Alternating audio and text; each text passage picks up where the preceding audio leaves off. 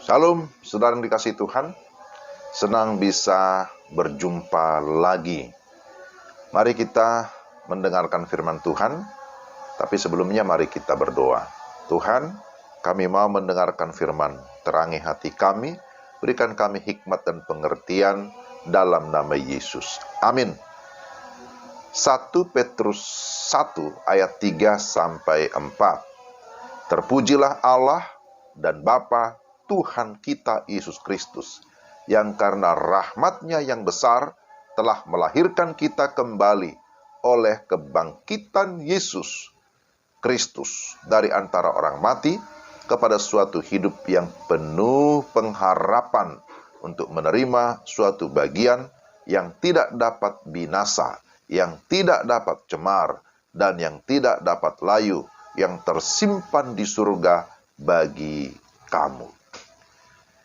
Tema renungan kita adalah pengharapan yang hidup. Saudara yang dikasihi Tuhan, secara alami, semua manusia yang normal tentu memiliki pengharapan. Tapi apakah pengharapan yang pasti atau pengharapan yang hidup? Seseorang bisa bekerja keras atau mau bekerja keras karena dia punya pengharapan bahwa dia akan mendapat sesuatu, atau kita sebut ada harapan untuk berhasil. Seorang anak belajar sungguh-sungguh ketika sekolah karena dia berharap bahwa dia akan memperoleh nilai yang terbaik atau dia menjadi lulusan yang terbaik. Ketika kita kehilangan sesuatu, kita berusaha mencari dengan harapan kita bisa menemukan apa yang pernah hilang. Demikian pun di dalam tahapan-tahapan kehidupan kita, kita punya pengharapan-pengharapan tertentu. Orang muda berharap mendapatkan pasangannya. Ketika dia menikah, berharap mendapatkan keturunan. Ketika mendapatkan keturunan, berharap supaya mendapatkan cucu. Kalau sudah mendapatkan cucu, berharap supaya umur panjang. Dan seterusnya, kita tidak pernah lepas dari pengharapan. Tapi sebagai orang Kristen, sebagai orang percaya, pengharapan seperti apa yang kita miliki?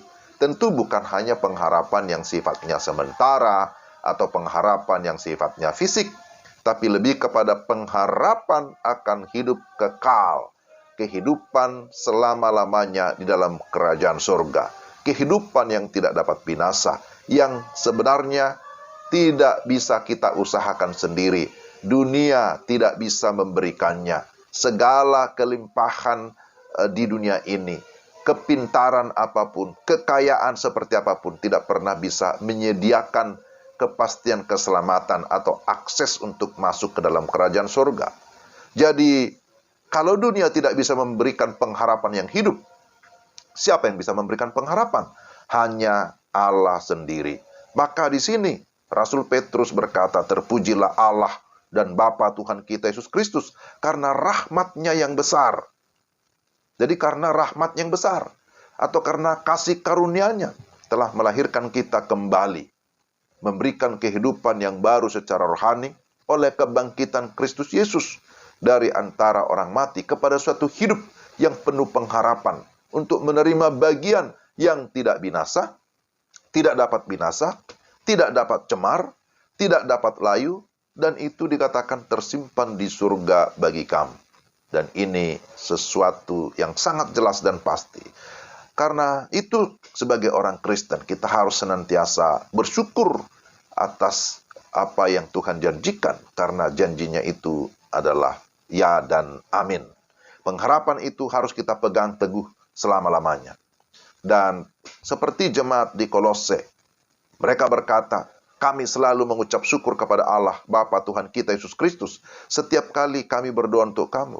Karena kami telah mendengar tentang imanmu dalam Kristus Yesus dan tentang kasih-Mu terhadap semua orang kudus, oleh karena pengharapan yang disediakan bagi kamu di surga.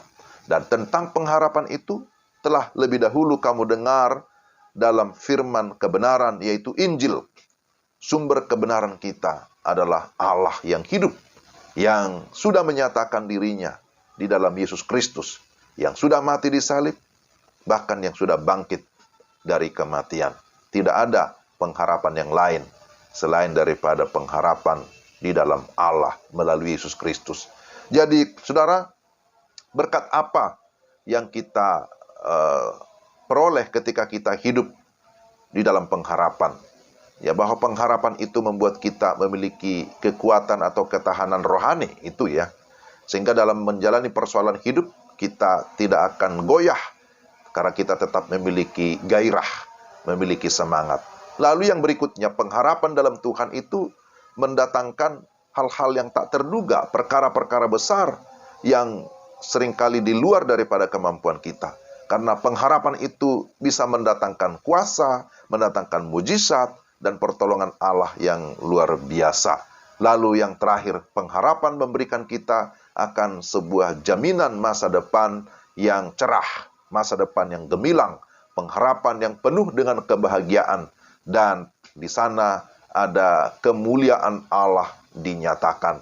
Karena itu jangan pernah menyerah, tetaplah bertekun di dalam pengharapan. Sampai kapan?